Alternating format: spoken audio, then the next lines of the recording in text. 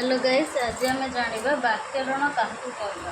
तो प्रथम क्वेश्चन आमर कौन रही ना व्याकरण क्या कहना।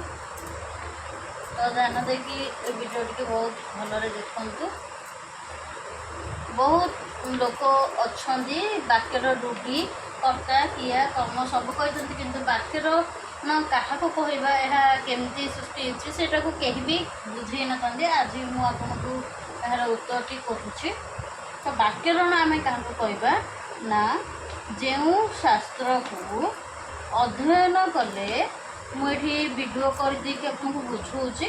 आपटा को स्क्रीन रेकर्डिंग करें ना तो वीडियो डाउनलोड करके रखिपारे। जो शास्त्र को आम अध्ययन कले भाषा को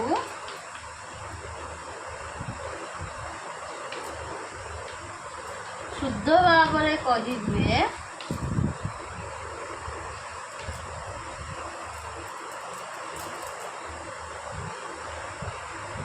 भाषा को शुद्ध भाव में कही हुए लिखी हुए एवं पढ़ी हुए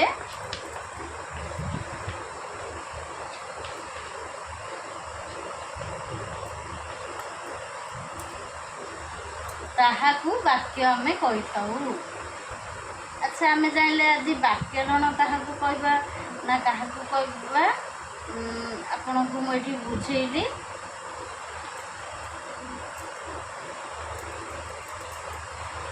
ना जो शास्त्र को अध्ययन कले भाषा को शुद्ध भाव में कहवा एवं लिखा एवं पढ़ा ताहाकु व्याकरण कहुए। ताले व्याकरण आवश्यकता कौन रही।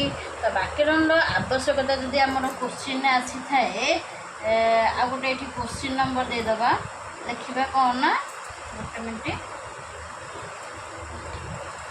व्याकरण आवश्यकता कौन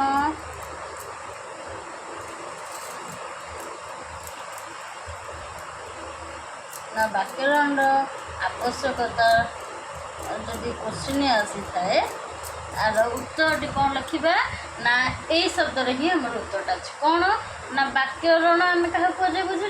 व्याकरण आवश्यकता कौन ना कौन ना जो शास्त्र को माने आम जो पोथी पुराण देखा सेटा को आम शास्त्र कहुए। तो शास्त्र को जो आम अध्ययन करवा माने कौन ना आम सेटा को जो आम देखा भल बुझा शास्त्र को जी मनरे अध्ययन करते अध्ययन माने पंडित मान को पचारे आप जापर अध्ययन माने कौन अध्ययन डेफिनेशन कौन जो माने पंडित अध्ययन माने कौन माने पढ़ा बुझिकी मन रखा सेटा को कहते अध्ययन। जो शास्त्र को अध्ययन कले आम अध्ययन करता तो सेटा को आम व्याकरण आवश्यकता भी कहीपर।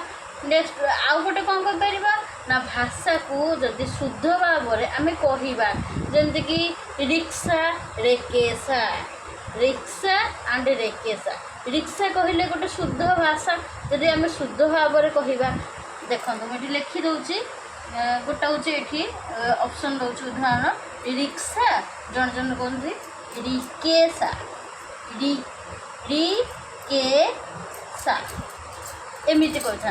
तो रिक्शा रिकेशा भितर बहुत फरक अच्छे जदि आम शुद्ध भाव में कहवा ताहले आम ताकू कौन कहवा ना व्याकरण गोटे पार्ट बोली कहीपर व्याकरण आवश्यकता बोली कहवा। व्याकरण को भल बुझिले जानिले ही आप जानीपर व्याकरण क्या कहवा। तो आज आम जाने व्याकरण क्या कहवा व्याकरण आवश्यकता कौन रही। आउ गोटे कहवा कौन ना व्याकरण आम जो लिखा एवं पढ़ा व्याकरण यहाँ गोटे मुझे लिखिली रिक्शा एंड ये लिखिली रेकेशा आपण मैंने देखिपे ये रिक्शा लिखिली एंड ये लिखिली रेकेशा।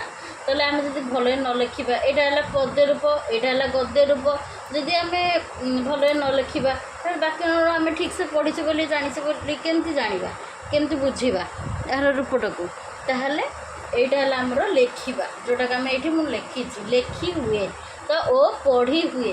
ଆମେ ଯଦି ପଢ଼ିବା ଏଠି ରିକ୍ସା ଲେଖା ହେଇଛି, ଏଠି ରେକେଶା ଲେଖା ହେଇଛି, ଆମେ ଯଦି ପଢ଼ିବା ରେକେଶା ଏମିତି ଗୋଟେ ପଢ଼ିବା ତାହେଲେ ବାକ୍ୟର ଲେଖାଟା ପାଟି ଯାହାର ଲାଗୁଥିବ ତାହେଲେ ପାଟି ତ ସେଇଟା ଈଶ୍ୱରଙ୍କ ଜନ୍ମରେ ଲାଗିଥାଏ।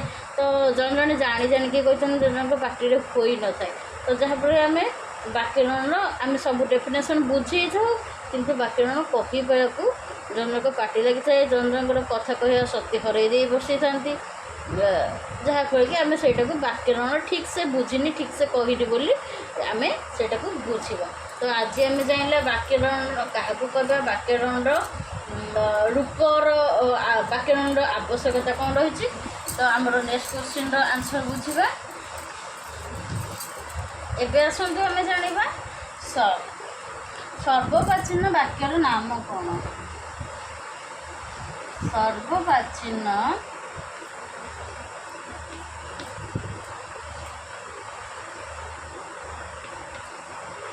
ବ୍ୟାକରଣର ନାମ। ତ ସର୍ବପ୍ରାଚୀନ ବ୍ୟାକରଣର ନାମ କ'ଣ ଥିଲା ନା ବ୍ୟାକରଣର ନାମ ଥିଲା ଅଷ୍ଟାଧ୍ୟାୟୀ। ଅଷ୍ଟାଧ୍ୟାୟୀ ଦ୍ୱିତୀୟ ଧ ଲେଖିବେ ହେଲା, ଦ୍ୱିତୀୟ ଧ ଅଷ୍ଟାଧ୍ୟାୟୀ, ବୁଝିହେଲା। ଅଷ୍ଟାଧ୍ୟାୟୀ ସର୍ବପ୍ରାଚୀନ ବାକ୍ୟର ନାମ କ'ଣ ଥିଲା ନା ଅଷ୍ଟାଧ୍ୟାୟୀ। ଏହାର ଲେଖକ କିଏ ଥିଲେ ନା ଏହାର ଲେଖକ ଥିଲେ ମହର୍ଷି ପାଣିନି। କିଏ ଥିଲେ ନା ମହର୍ଷି ପାଣିନି, ବୁଝିହେଲା। ଆପଣଙ୍କୁ ଆଉ ଥରେ ଲେଖିଦେଉଛି, ଏଇଟା ଣ, ଓକେ। ନରେ ରଣୀ, ନରେ ଦୁର୍ଘିନୀ, ପାଣିନି, ମହର୍ଷି ପାଣିନି। ତା ସର୍ବପ୍ରାଚୀନ ଯେଉଁ ଆମେ ଭାଷା କହିଥାଉ, ସର୍ବପ୍ରାଚୀନ ଭାଷା ଆମେ କ'ଣ ୱେରେ କହିଥାଉ ନା ସର୍ବପ୍ରାଚୀନ ଭାଷା କହିଥାଉ କିଏ ଆଉ କିଏ କହିଥାନ୍ତି ଏହାକୁ ଆଦି ଭାଷା କହିଥାନ୍ତି। ଆଉ କ'ଣ କହିଥାନ୍ତି ନା ସର୍ବପ୍ରାଚୀନ ଭାଷା କହିଥାନ୍ତି।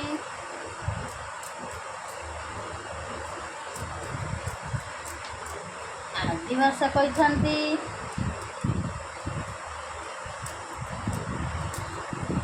ଆଉ କିଏ କ'ଣ କହିଥାନ୍ତି ନା ଦେବମୁଖ, ଯେଉଁଟା ଦେବତାଙ୍କ ମୁଖ ବାଣୀକୁ ଦେବମୁଖ ଯେଉଁଟା ଆମେ କହିଥାଉ, ତ ଦେବମୁଖ ଭାଷା କହିଥାନ୍ତି। ଆଉ କିଏ କହନ୍ତି କ'ଣ ନା ଉଦ୍ଧୃତ ଭାଷା କହିଥାନ୍ତି।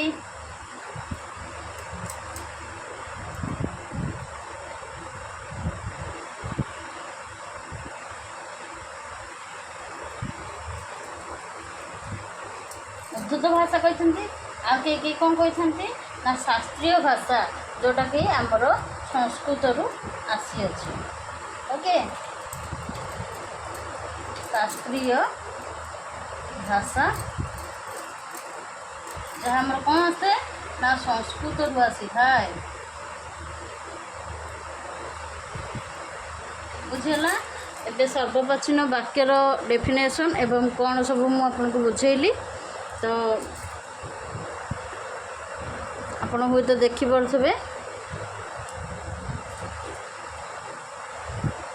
ତ ତାପରେ ଆମେ କ'ଣ ଜାଣିବା ନା ଓଡ଼ିଆ ବ୍ୟାକରଣର ପିତା କିଏ। ଆଚ୍ଛା, ଏଇଟା ବେଷ୍ଟ ଏବଂ ଭେରି ଇମ୍ପୋର୍ଟାଣ୍ଟ କ୍ୱେଶ୍ଚିନ୍, ଏକ୍ଜାମ୍ ପେପର୍ରେ ବି ଆସିପାରେ।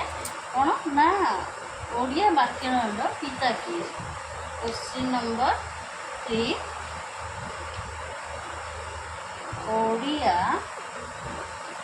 ବ୍ୟାକରଣର ପିତା ବା ସ୍ରଷ୍ଟା, ଯାହାକୁ ଆମେ ଜନକ ବୋଲି କହିଥାଉ, ବୁଝିହେଲା।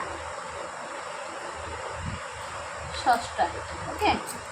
କାହାକୁ କହିଥାଉ ନା ଆମେ ଯେଉଁ କହିବା ଓଡ଼ିଆ ବ୍ୟାକରଣର ପିତା କିଏ ଅଛନ୍ତି, ସ୍ରଷ୍ଟା କିଏ ଅଛନ୍ତି ନା ପ୍ରକୃତରେ ଏହାର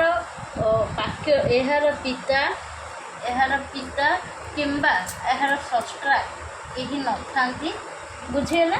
ଏହାର ପିତା କିମ୍ବା ଏହାର ସ୍ରଷ୍ଟା ଯାହା ମନେ ବି କ୍ୱେଶ୍ଚିନ୍ ଥିବ ମୁଁ ଆଗରୁ ଡାଉଟ୍ କ୍ଲିୟର୍ କରିଦେଉଛି। ଓଡ଼ିଆର ବ୍ୟାକରଣର ସ୍ରଷ୍ଟା କିମ୍ବା ପିତା କେହି ନଥାନ୍ତି।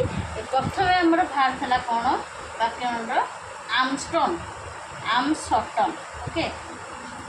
ଆମଷ୍ଟନ୍ जोटा को आमे प्रथमे उद्भावन कर आसीला पुस्तकटी व्याकरण उपरे ओके। तो तापर आमे जानिबा ओडिया व्याकरण पिता तो कहीं न था षष्टा भी कहीं न था किंतु जदि क्वेश्चन आसी थे ओडिया साहित्यर षष्टा ओडिया साहित्यर षष्टा जदि आसो ओडिया व्याकरण कहीं षष्टा नथि ओडिया साहित्यर षष्टा जदि आसो क्वेश्चन कौन आसो ना ओडिया साहित्यर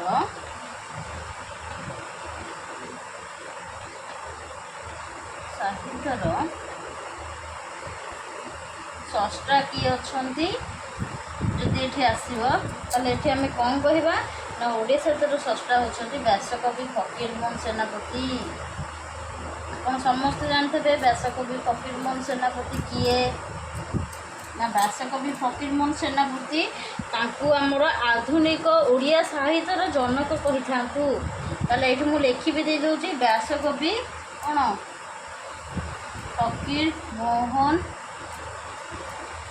सेनापति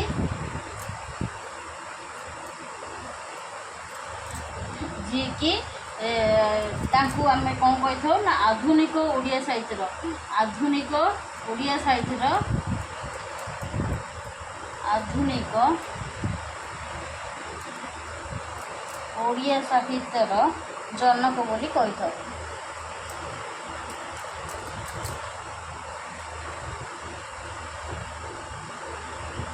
जनक कह जाए बुझीगला। जदि मो भिडियोटी ये भल भल वीडियो देखापी एवं व्याकरण हो कि आमर जहाँ भी टॉपिक रहिला आमर जमती कि वाक्य व्याकरण क्या कहुए एवं व्याकरण रूप शुद्ध प्रतिक्रिया एवं सरलार्थ एवं जेकोसी जिनस इंग्लीश ओडिया नॉलेज ऊपर सबकि मुझे छाड़ी व्याकरण गठनमूलक कार्य क्रिया कर्म कर्ता सरल वाक्य यौगिक वाक्य एवं वाक्यर आमर जो रहिला जटिल वाक्य वाक्यर रूप वाक्यर अंश आकांक्षा आसक्ति वाक्यांश खंडवाक्य सबकि गठनमूलक वाक्य संयोजक क्रिया अवय आउ जहाँ भी आमर रही शब्द क्या कहुए शब्दर भंडार तद्भव शब्द देशज शब्द वैदेशिक शब्द एवं जहाँ भी शब्द रही व्याकरण उपरे जेकोसी डेफिनेशन सब A to Z last first to last जे पूरा क्लीयर करके बुझेबी। आदि ये वीडियो देखा चाहते नुआ नुआ अपडेट आपण पाइबा चाहते इंग्लीश ओडिया ट्रांसलेशन भी शिखा चाहते आपण मैंने मो चैनल को फॉलो करूँ सब्सक्राइब करने को भूलुनि लाइक शेयर सब्सक्राइब करने को जमा भी भूलें सांग मानक शेयर कले आपण मानकर पिला मानकर भविष्य भी स्ट्रंग हो पार से मैंने किसी जेन्युइन जिनस शिखिपारे जमीक जिके उपर हो कि व्याकरण उपर हो कि जहाँ भी स्टडी लाइफ रे आगू जावाक चाहूँ जहाँ भी जहाँ भी डाउट अच्छी मुझे जी जानी मो लाइफ रे तो मुझे आपको शिखा चाहिए मुझे चाहूँगी मो पर जो युवपीढ़ी आसुँच से भी किसी शिक्षा ग्रहण करूँ। तो जब वीडियो भल होता है लाइक करेंगे। रोचे जय जगन्नाथ।